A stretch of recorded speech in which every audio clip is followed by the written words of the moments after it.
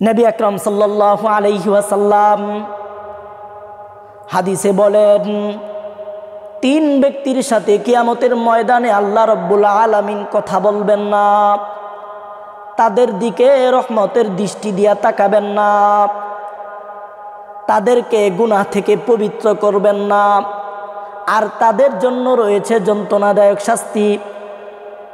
কয়টা কথা বলেছি? চারটা। কয়টা কথা? চারটা।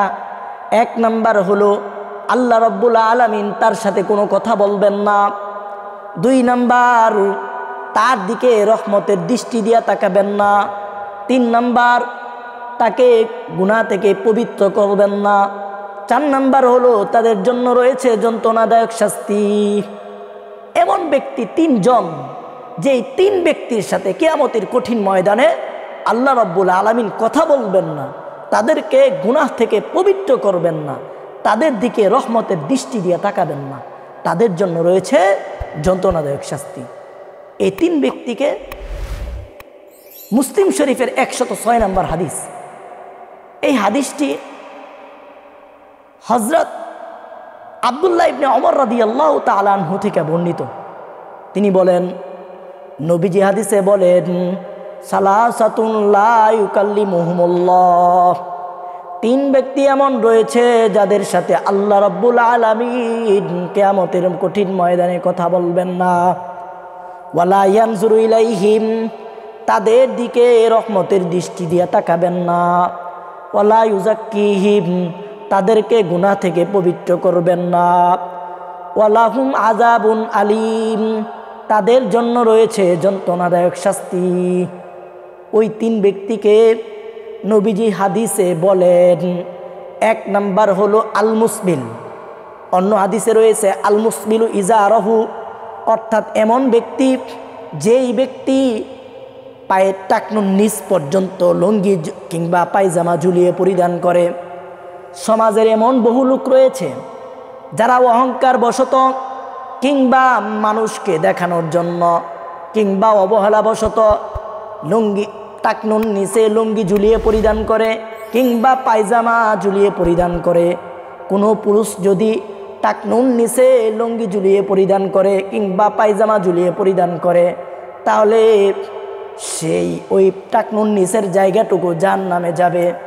নবীজি বলেন, কিয়ামতের কঠিন ময়দানে এই যেই লোকটা টাকনুর নিচে পায়জামা পরিধান করেছিল, ওই ব্যক্তি কিয়ামতের কঠিন ময়দানে আল্লাহ রাব্বুল আলামিন ওই ব্যক্তির সাথে কথা বলবেন না, তাদের দিকে রহমতের দৃষ্টি দিয়া তাকাবেন না, তাদেরকে গুনাহ থেকে পবিত্র করবেন না, তাদের জন্য রয়েছে যন্ত্রণাদায়ক শাস্তি। দুই নাম্বার হলো এমন ব্যক্তি, নবীজি হাদিসে বলেন, ওয়াল মান্নান, মান্নান কাকে বলা হয়? যেই ব্যক্তি দান করে দানের পর খোঁটা দেয়, দান করে মানুষের কাছে বলে বেড়ায়, আমি অমুক মসজিদে 1000 টাকা দান করেছি, অমুক মসজিদে 2000 টাকা দান করেছি, অমুক মাদ্রাসায় 20,000 টাকা দান করেছি, অমুকে বিপদে পড়েছিল, বিপদ অবস্থায় আমি তাকে সহযোগিতা করেছি। এই যে এমন কথা যারা বলে, নবীজি হাদিসে বলেন, এমন ব্যক্তির সাথে কিয়ামতের কঠিন ময়দানে আল্লাহ রাব্বুল আলামিন কথা বলবেন না, তাদের দিকে রহমতের দৃষ্টি দিয়ে তাকাবেন না, তাদেরকে গুনাহ থেকে পবিত্র করবেন না। আমাদের সমাজে এমন লোক রয়েছে না, যারা দান করে মানুষের কাছে বলে বেড়ায়। তাই যারাই এখন এমন কাজ করেন, তারা এই সকল কাজ থেকে বিরত থাকবেন। আল্লাহ রাব্বুল আলামিন আমাদের সকলকে বিরত থাকার তৌফিক দান করেন। মুহতারাম হাজরিন, দুই নাম্বার বললাম। তিন নাম্বার, কোন ব্যক্তির সাথে নবীজি আল্লাহ রাব্বুল আলামিন কিয়ামতের কঠিন ময়দানে কথা বলবেন না? নবীজি হাদিসে বলেন, ব্যবসায়ী ভাইরা এটা ভালো করে শুনবেন, ওয়াল মুনফিকু সিলআতাহু বিল হালিফিল কাযিব। তিন নাম্বার হলো এমন ব্যবসায়ী যারা মিথ্যা কসম খেয়ে পণ্য বিক্রয় করে। সমাজে এমন বহু ব্যবসায়ী রয়েছে, আপনি যখন পণ্য ক্রয় করতে যাবেন তখন বলবে, বিভিন্ন কসম খেয়ে বলবে, এই বস্তুটা আমার 250 টাকা দিয়ে ক্রয় করা, অথচ বস্তুটা তার 150 টাকা ক্রয় করা। এই যে 100 টাকা বেশি বলল, এই 100 টাকায় বেশি কেন বলেছে? যেন বেশি দামে বিক্রি করতে পারে। নবীজি বলেন এমন ব্যবসায়ী যারা রয়েছে, যারা মিথ্যা কসম খেয়ে পণ্য বিক্রয় করে, কিয়ামতের কঠিন ময়দানে আল্লাহ রব্বুল আলামিন তাদের সাথে কথা বলবেন না, তাদের দিকে রহমতের দৃষ্টি দিয়ে তাকাবেন না, তাদেরকে গুনাহ থেকে পবিত্র করবেন না, আর তাদের জন্য রয়েছে যন্ত্রণাদায়ক শাস্তি। আমি সংক্ষেপে আবারও বলতেছি, কিয়ামতের কঠিন ময়দানে আল্লাহ রাব্বুল আলামিন 3 ব্যক্তির দিকে তাকাবেন না।